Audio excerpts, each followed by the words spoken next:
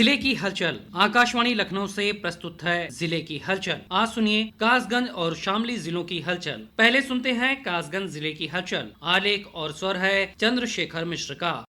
जनपद कासगंज की तीर्थ नगरी सोरों में पौराणिक एवं ऐतिहासिक मार्गशीर्ष मेला अमृत कुंभ 2025 का 29 नवंबर को शुभारंभ वैदिक मंत्रोच्चार, हवन पूजन और मां गंगा की महाआरती के साथ शुरू हुआ। हर की पौड़ी पर सजे धजे घाट, रोशनी, लेजर शो और आतिशबाजी ने पूरे क्षेत्र को आध्यात्मिक उत्सव में बदल दिया। उद्घाटन समारोह कैबिनेट मंत्री लक्ष्मी नारायण चौधरी ने फीता काटकर मेले की औपचारिक शुरुआत की। इससे पूर्व उन्होंने मां गंगा की महाआरती में भाग लिया और क्षेत्राधीश भगवान बराह के दर्शन कर पूजन किया। मंत्री ने कहा कि सोरों तीर्थ की आध्यात्मिक परंपरा प्रदेश की अनमोल धरोहर है। सरकार मेले की सभी सुविधाओं को और बेहतर बनाने के लिए प्रतिबद्ध है। मेले में सुरक्षा एवं अन्य व्यवस्थाओं को लेकर प्रशासन पूरी तरह सतर्क है। मेले में भव्यता, एक रूपता और व्यापक व्यवस्थाओं के साथ श्रद्धालुओं एवं दर्शनार्थियों की भीड़ जुट रही है। जनपद में अपराधियों के विरुद्ध पुलिस प्रशासन द्वारा लगातार कार्यवाही की जा रही है। पुलिस अधीक्षक अंकिता शर्मा ने बताया कि सभी क्षेत्राधिकारियों सहित संबंधितों को सख्त निर्देश दिए गए हैं कि पुलिस मित्र वाली छवि को बनाए रखने एवं पीड़ितों की समस्याओं को गंभीरता से सुनकर तत्काल उनका गुणवत्तापूर्ण समाधान किया जाए। उन्होंने बताया कि सरकार की मंशा के अनुरूप जिले में अपराधियों, भूमाफियाओं एवं अन्य अराजक तत्वों को चिन्हित कर कार्यवाही अमल में लाई जा रही है। वहीं महिलाओं, बालिकाओं की सुरक्षा के लिए पुलिस द्वारा जिले भर में विशेष अभियान चलाया जा रहा है।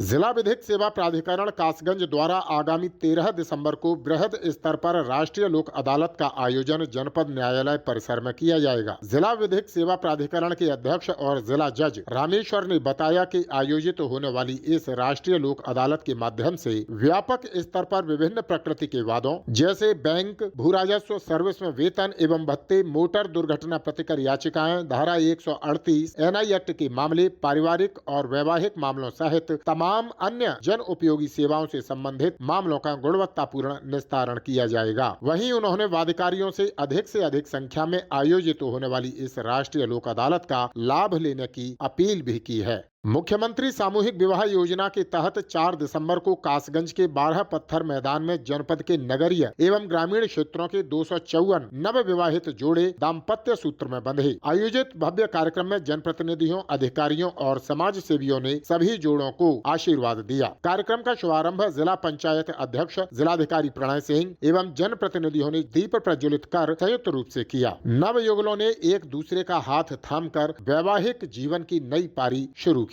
जिलाधिकारी प्रणय सिंह ने विवाह को जीवन का एक पवित्र गठबंधन बताते हुए कहा कि मुख्यमंत्री सामूहिक विवाह योजना सामाजिक एकता और अखंडता को मजबूत करती है। मोक्षदा एकादशी को तीर्थ नगरी सोरों में आस्था का विशाल सैलाब उमड़ा। भगवान वराह धरणीधर की जयकारों के बीच लाखों श्रद्धालुओं ने पंचकोसी परिक्रमा की। भजन, कीर्तन, ढोल, नगाड़ों और मजीरों की धुन पर श्रद्धालुओं की टोलियां ब्रह्म मुहूर्त से देर शाम तक परिक्रमा करती रहीं। पूरा मार्ग धार्मिक उत्साह और भक्ति माहौल से सराबोर नजर आया। हर की पौड़ी स्थित पर्यटन गेस्ट हाउस पर वैदिक मंत्रोच्चार के साथ सामाजिक सद्भाव पंचकोशीय परिक्रमा का शुभारंभ किया गया। संतों एवं विभिन्न संगठनों के पदाधिकारियों ने पूजा अर्चना की। इस 5 कोसीय परिक्रमा में मध्य प्रदेश, गुजरात, महाराष्ट्र, दिल्ली, राजस्थान सहित कई अन्य राज्यों से श्रद्धालु परिक्रमा के लिए पहुंचे। चुनाव आयोग द्वारा स्पेशल इंटेंसिव रिवीजन यानी SIR अभियान की समय सीमा बढ़ाए जाने से जिले में मतदाता सूची के गहन पुनरीक्षण कार्य को नई गति मिली है। समय बढ़ने से BLO, पर्यवेक्षक और निर्वाचन टीम को अधिक व्यापक स्तर पर सत्यापन करने का अवसर मिला है, जिससे सूची को और अधिक सटीक व त्रुटि रहित बनाने की दिशा में महत्वपूर्ण कदम बढ़े हैं। समय सीमा बढ़ने से नए मतदाताओं के नाम जोड़ने, त्रुटियों के सुधार और अपात्र नाम हटाने का काम पहले की तुलना में अधिक सहज और तेजी से हो रहा है। इससे जनपद के BLO नागरिक संतुष्ट हैं और खुश हैं। जिलाधिकारी प्रणय सिंह एवं जिला निर्वाचन कार्यालय द्वारा SIR अभियान की निगरानी लगातार की जा रही है। BLO घर घर जाकर एवं जगह जगह कैंप लगाकर सत्यापन का कार्य कर रहे हैं। चुनाव आयोग की पहल से कासगंज में SIR अभियान और अधिक प्रभावी, पारदर्शी और परिणामदायी हो गया है। कुल मिलाकर स्पेशल इंटेंसिव रिवीजन यानी SIR का यह चरण जिले में लोकतांत्रिक सहभागिता को मजबूत करने की दिशा में महत्वपूर्ण साबित हो रहा है।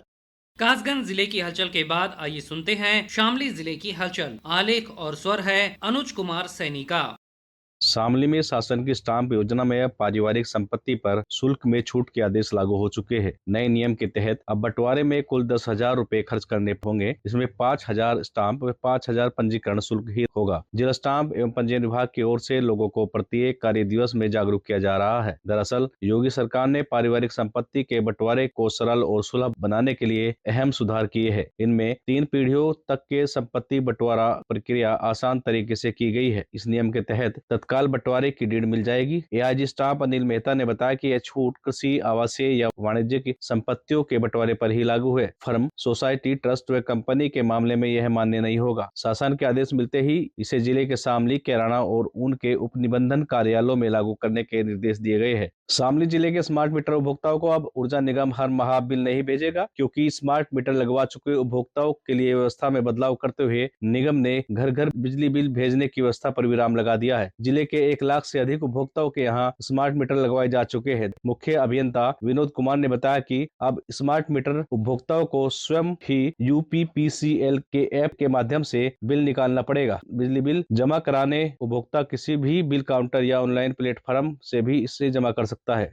जिले में 3.95 लाख गैस उपभोक्ताओं को KYC करानी होगी। वास्तविक पात्रों को लाभ दिलाने के लिए गैस एजेंसियों ने उपभोक्ताओं की KYC कराने का निर्णय लिया है। घरेलू उपभोक्ताओं के साथ ही उज्ज्वला योजना के लाभार्थियों के लिए भी यह अनिवार्य किया गया है। आगामी 31 दिसंबर तक KYC ने कराने वाले गैस उपभोक्ताओं की सब्सिडी बंद कर दी जाएगी। जिला पूर्ति अधिकारी अंकुर यादव ने बताया कि जिले में 3,95,495 गैस उपभोक्ताओं के कनेक्शन हैं। इनमें घरेलू उपभोक्ताओं के 2,81,119 कनेक्शन हैं, जबकि उज्ज्वला योजना के तहत 1,14,376 घरेलू कनेक्शन संचालित किए जा रहे हैं। पहली बार तीनों गैस कंपनी IOCL, BPCL और HPCL ने उपभोक्ताओं की KYC अनिवार्य किया है। प्रधानमंत्री फसल बीमा योजना में रबी सीजन की मुख्य फसलों को अधिसूचित कर दिया गया है। जिले में प्रमुख तौर पर गेहूं व सरसों की फसल का किसान बीमा करवा सकेंगे। दैवीय आपदा, बरसात, आंधी व तूफान में फसल नष्ट होने पर मुआवजा मिल सकेगा। इसके लिए ऑनलाइन पोर्टल पर बीमा शुरू कर दिया गया है। जिला कृषि विभाग ने तीनों तहसीलों में समन्वयकों की नियुक्ति कर दी है। दरअसल प्रधानमंत्री फसल बीमा योजना के तहत जनपद शामली सीजन रबी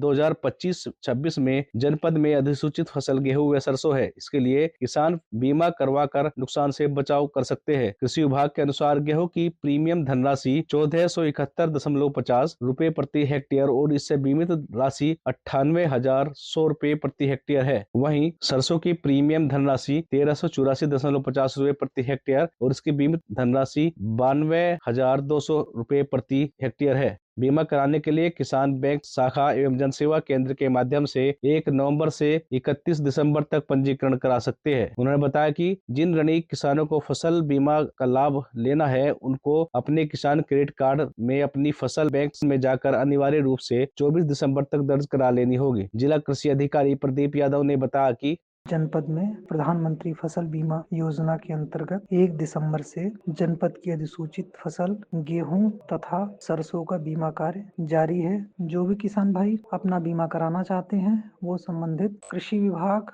अथवा अपने संबंधित बैंक अथवा जनपद की नामित फसल बीमा कंपनी के कर्मचारियों से संपर्क कर इस योजना का अधिक से अधिक लाभ प्राप्त करें और किसी भी प्राकृतिक आपदा की स्थिति में फसल बीमा कंपनी आपको फसल की क्षतिपूर्ति अनिवार्य रूप से उपलब्ध कराएगी। लंबे इंतजार के बाद जिले के शामली डिपो को 8 बसों की स्वीकृति मिल चुकी है। 8 बसें मिलते ही बसों का संचालन शुरू कर दिया गया है। बसों की कमी के कारण यात्रियों को काफी परेशानियों का सामना करना पड़ रहा था। अब रोडवेज की बसों की संख्या में बढ़ोतरी होने से राहत मिल सकेगी। शामली लोनी मार्ग, शामली सहारनपुर व शामली बड़ौत रूट पर बसों का संचालन शुरू किया गया है। जिला बनने के 14 साल बाद भी बसों की किल्लत से जूझ रहे थे। ऐसे में ARM प्रशांत कुमार ने बसों को बढ़वाने के लिए लगातार मांग की थी। काफी जद्दोजहद के बाद आखिरकार प्रयास रंग लाए और जिले में 8 बसों की स्वीकृति मिलने के साथ ही बसों का संचालन शुरू कर दिया गया है। ये था आकाशवाणी लखनऊ के क्षेत्रीय समाचार एकांश द्वारा प्रस्तुत जिले की हलचल का आज का अंक।